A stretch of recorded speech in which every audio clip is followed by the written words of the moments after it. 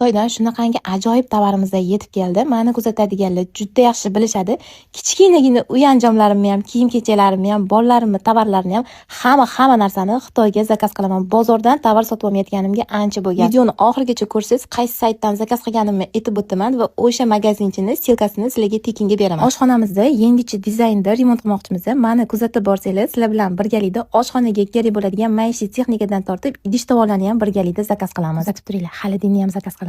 Kargolar bilan necha pulga qo'limga kelganini ko'rib olasizlar. Ko'rib turgan Rakvina moykasi eng sifatlisini zakaz qildim. Bizda xuddi shu firmaniki $120 dan sotiladi. Ko'rib turgan mahsulotinglar menga kargosi bilan 915 ming so'mga tushdi. O'zini narxi 615 ming so'm, kargosi esa 300 ming so'm bo'ldi. O'zimizdan olmasdan Xitoyga zakaz qilganim uchun sal kam 400 ming so'm foyda o'zimga qoldi. Bu hali boshlanishi. Oshxonaga kerak bo'ladigan barcha elektronikalardan jami necha pul foyda qilganimni meni kuzatib borsanglar, hammasini bilib olasizlar. Rakvina moykaning ikki xil sifatlisi bor. Pastroq sifatini Xitoydan 300 ming so'mga sotib olsa,